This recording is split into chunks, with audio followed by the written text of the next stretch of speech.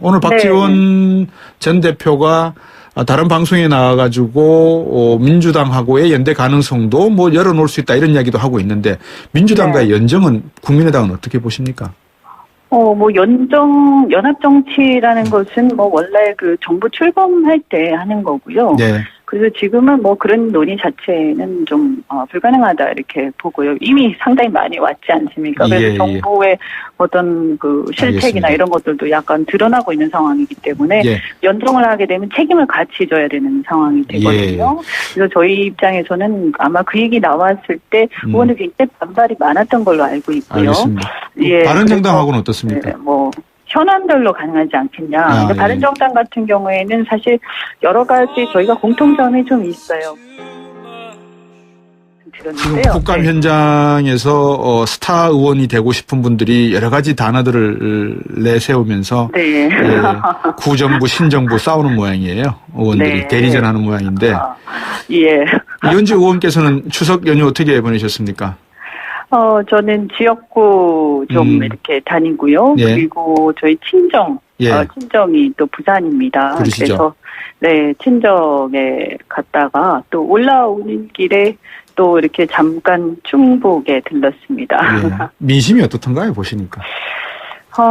우선 어쨌든 그 대통령 그 취임 직후보다는 많이 비판적으로 바뀌었다 이런 느낌이 있었고요. 그래요? 그다음에 이제 지역별 이 좀 격차가 있는 것 같다 느끼는 게요. 왜냐하면 제가 추석 직전에 이제 광주를 한번 갔었는데요. 이제 또 광주 민심 또 부산 민심 많이 다르더라. 수도권은 그 중간쯤 되는 것 같고요. 네, 그런 것 같고 일단 근데 공통된 게 이렇게 굉장히 북핵 위기, 사실은 정치권이 생각했던 것보다 훨씬 더 국민들은 그 문제에 대해서 아주 민감하게 생각하고 있고 굉장히 아주 이렇게 하루 종일 이렇게 머릿속에서 떠나지 않는다. 그렇다고 해서 그게 구체적인 두려움이나 이런 건 아니지만 굉장히 신경이 많이 쓰인다 이 말씀들 많이 하셨고요. 그래서 많은 분들이 말씀하신 게 이런 상황에서 그래도 이 어떤 미국이 선제 타격 얘기를 하고 하는데 사실은 전쟁의 가능성은 그렇게 높진 않다고 저도 생각을 합니다만 그래도 가장 가까이에 있고 또 휴전 상태에 있는 우리나라의 입장에서 만일의 사태 그러니까 전면전 이런 건 아니더라도 약간의 어떤 시끄러운 일이 벌어질 경우에 만에 하나 그럴 경우에 우리 국민들은 어떻게 대응해야 하는가. 그래서 어제 보면 이제 하와이 같은 경우도 그렇고 괌 같은 경우에도 이미 국민들 그쪽 시민들에게 어떤 대피 지침, 이런 것들, 행동 요령, 이런 것들이, 만약에 이제 팜플렛 같은 게 발송됐다, 이런 얘기 있고요. 또, 일본에서도 대피 훈련 한번 하지 않았습니까? 여러 번 하죠, 일본은. 네네, 그런 경우에. 근데 이제 왜 우리나라는, 그런 대피 훈련도 제대로 안 하고, 그 다음에 막상 각자 어떤 문제가 생겼을 때 어떻게 행동해야 하는가. 그리고, 예를 들어서, 물론 핵전쟁이라는 건 일어날 수가 없는 거지만 그럼에도 불구하고 뭔가 지침이라는 건 있어야 되는 거 아니냐 이런 말씀들이 굉장히 많았고요. 그래서 이제 사실은 저희가 지난번에 이제 대정부 질의할 때 일부 의원님들이 질의를 했습니다만 우리나라의 이제 대피소 상황이라든가 또 그리고 그 어떤 시설이나 장비의 상황이 굉장히 부실합니다. 거의 갖추어져 있지 않다. 또 대피소가 있다 하더라도 실질적으로 대피의 효과가 별로 없는 경우가 많다. 이렇게 저희가 들었기 때문에 사실 이런 부분에 있어서는 저희가 무장이라고 하면 좀 그렇지만 조금은 이렇게 국가가 그래도 국민에 대해서 책임을 다하는 태도를 보일 필요가 있다 이렇게 생각합니다. 방금 말씀을 듣고 보니까 앞에서 세월호 가지고 이 박양대 상임연구원과 인터뷰를 잠시 했거든요. 이런 그 컨틴전시 플랜이라고 영어로 표현을 하는데 국가 비상사태에 대한 어떤 훈련, 예비 이런 거는 정말 골든타임을 놓치지 않기 위해서는 국가가 주도적으로 해서 이게 0%의 확률이 아니라면 반드시 할 필요가 있다 이렇게 방금 말씀 주시니까 또 생각이 나네요. 그리고 안보 예, 추소 배신 말씀하셨으니까 예. 더불어서 말씀드린 이제 경제 활동을 하시는 분들, 네네. 이런 분들은 이제 많이 실물 경제가 굉장히 어렵다는 걸 많이 느낄 수 있어요. 실물 경제가 어렵다. 예. 네네. 네. 특히 이제 중소기업 중에서 영세한 곳들, 네. 그다음에 또 자영업자분들, 예. 이런 분들이 이제 뭐 정말 깜짝 놀랄 정도로 예. 한계선상에 다다랐다고 말씀들을 하셔서 저도 사실은 이제 충격을 받았습니다. 예. 그 정도까지는 몰랐다 이 말씀이시군요. 그렇죠. 그러니까 이제 지표하고 실물 경제의 어떤 체감의 차이는 좀 있는 것 같습니다. 예. 하기야 10일 이상이 되는 연휴에다가 그다음에 기업들이 최저임금 문제라든지 비정규직의 정규직화 이런 문제들이 모두 다 한꺼번에 몰리다 보니까 심리적인 어떤 압박 요인과 실물 경제에서 비용의 상승 부분 이런 것들에 대한 어떤 대응이 아직까지는 좀 미흡하다 보니까 그런 느낌을 받을 수 있겠네요. 네네. 한미 FTA 문제 한번 여쭤볼게요. 지금 한미 FTA 개정 합의를 놓고 여러 가지 이야기들이 나오는데 어떻게 보십니까? 한미 FTA. 그래서 저희가 봤을 때 사실 저는 뭐 FTA 재협상이 불가피하다 할 것이다라고 일찌감치 예견을 했기 때문에요. 네. 한 3달 전에 이미 이제 7월 달에 제가 그 한미 FTA 관련해서 특별공동위원회 개최를 미국이 요구를 했었거든요. 네. 그래서 이제 우리가 이런 상황들을 보면 어차피 재협상 개시를 위한 사전 절차로 그때 보였기 때문에 그런 얘기를 하는 게요.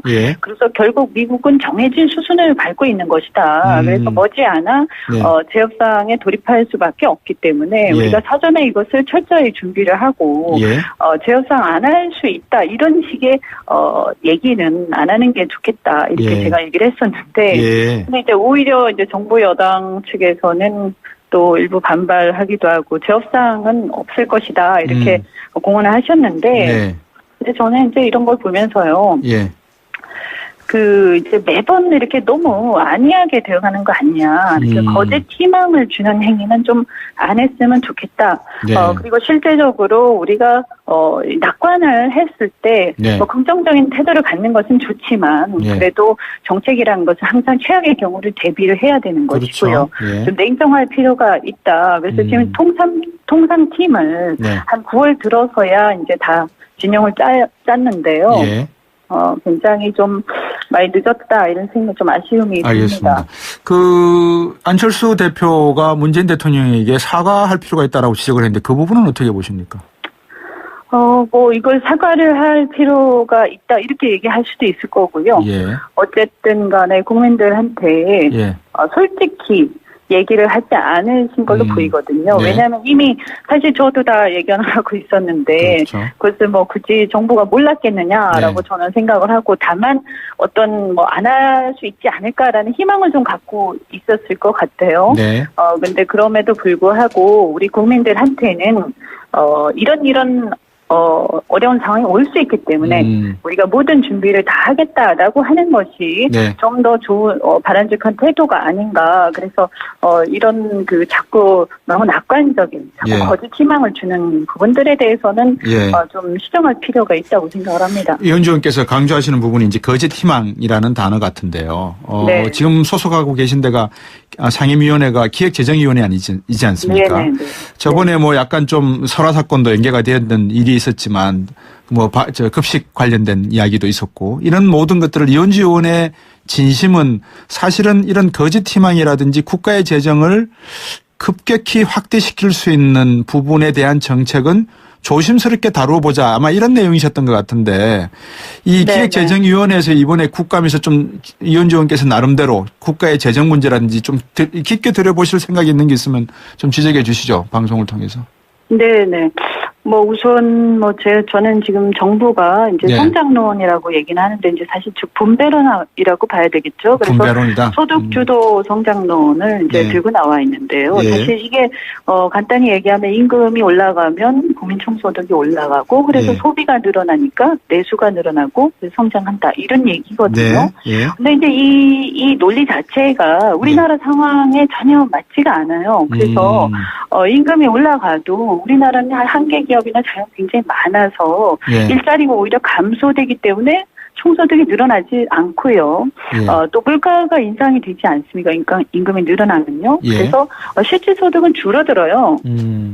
그런데다가 우리나라가 또 특수한 이 상황이 네. 부채가 굉장히 높습니다. 가계부채가요. 네. 그래서 소득이 설사 일부 가구가 좀 늘어난다라고 하더라도 예. 물론 이제 일자리 감소되는 부분을 상쇄하더라도 소득 늘어나는 가구는 있을 테니까요. 예. 그렇다 하더라도 그만큼 소비로 바로 연결될 가능성이 굉장히 낮고요. 예.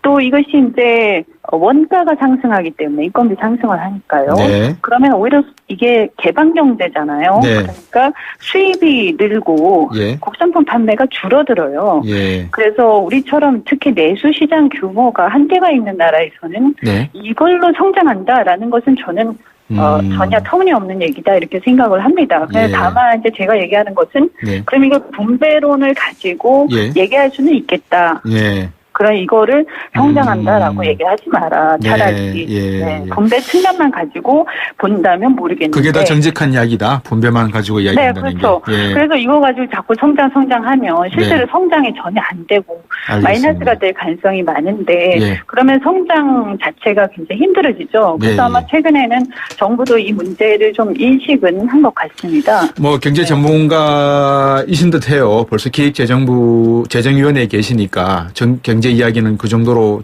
주셔도 충분히 제가 이해를 할 수 있는 부분인 것 같고 청취자분도 아마 그런 부분은 이해가 되실 것 같습니다. 정치권 얘기 제가 조금 여쭤볼게요. 마지막 네, 몇 분, 2분 정도 남았는데 지금 바른정당은 곧 다수의 의원들이 자유한국당하고 통합을 할 가능성이 있다 이런 뉴스들이 나오고 있는데 안철수 대표는 연일 문재인 정부와 지금 대립각을 세우고 있는 상황이거든요. 오늘 박지원 전 대표가 다른 방송에 나와가지고 민주당하고의 연대 가능성도 뭐 열어놓을 수 있다 이런 이야기도 하고 있는데 민주당과의 연정은 국민의당은 어떻게 보십니까?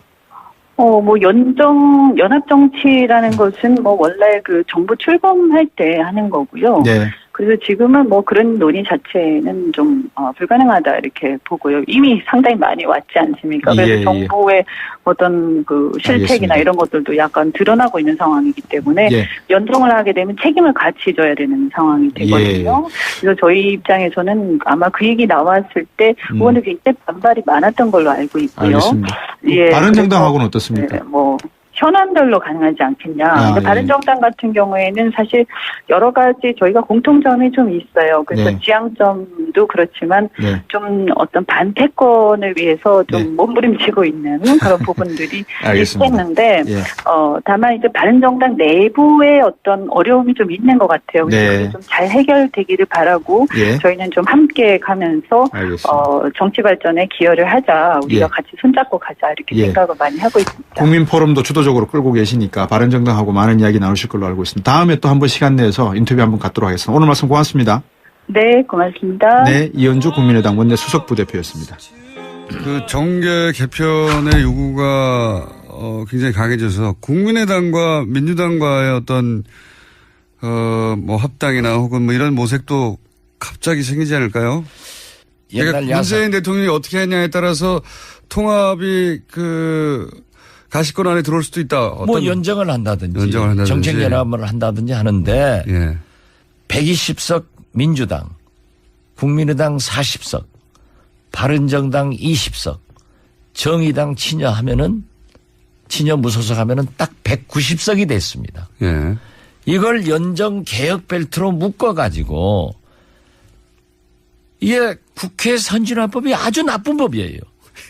이게 박근혜 대통령의 실패가 거기에서 있는데 이걸 개혁 벨트로 묶어서 그렇게 감동적인 취임사, 국민의 눈물을 흘리게 하는 5.18 기념사, 테이크아웃 커피를 들고 와이셔츠 입고 소통하는 모습, 또 검찰 돈봉투 나오니까 일벌백계해서 철회해버리는 이런 사이다 조치를 하면서 그 벨트를 가지고 법과 제도에 의한 개혁을 했으면 성공을 하는데 이제 180석을 무너뜨려 버리면은 국회 선진화법 때문에 아주 암초에 걸릴 거다.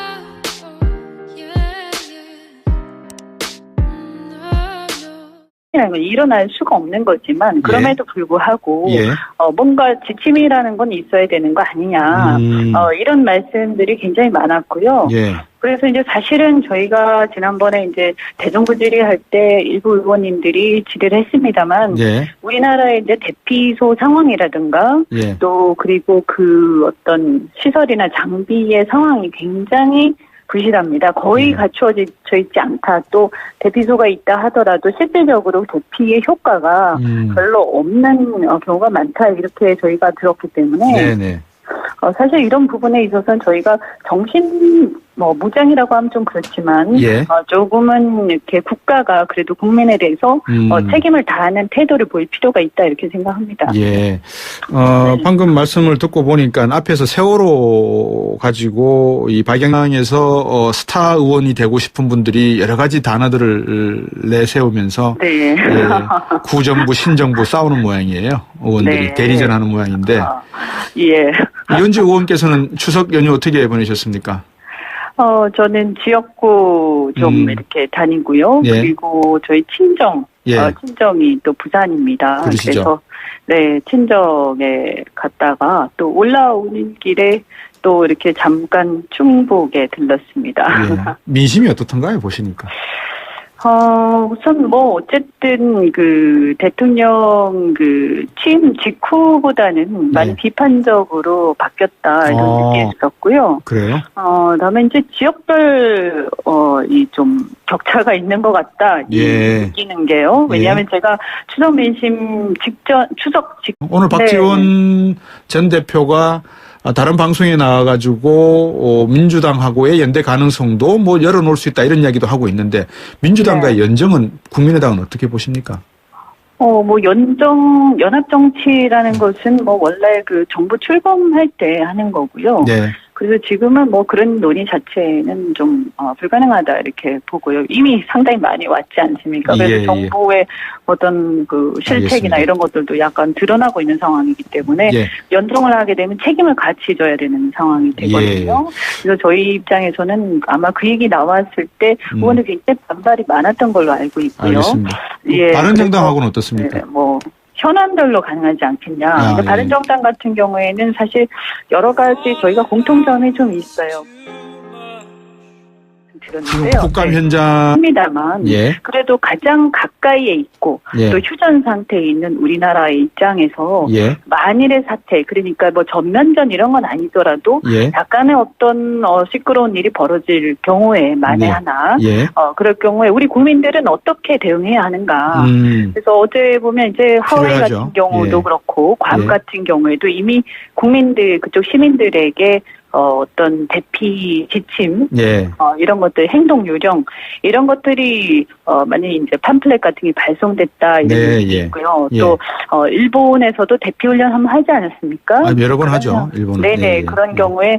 근데 이제 왜 우리나라는, 그런 대피 훈련도 제대로 안 하고, 그 다음에 막상 자기, 각자 어떤 문제가 생겼을 때 어떻게 행동해야 하는가. 그리고, 예를 들어서, 물론 핵전쟁 전에, 이제 광주를 한번 갔었는데요. 이제 또 광주 민심 또 부산 민심 많이 다르더라. 수도권은 그 중간쯤 되는 것 같고요.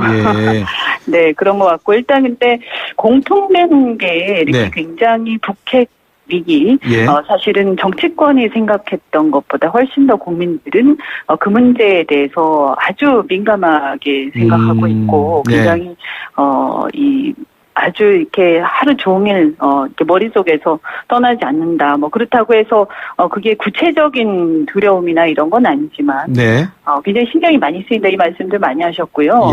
그래서 많은 분들이 말씀하신 게 이런 상황에서 그래도 이 어떤 미국이 선제 타격 얘기를 하고 하는데 사실은 전쟁의 가능성은 그렇게 높진 않다고 저도 생각을 합니다.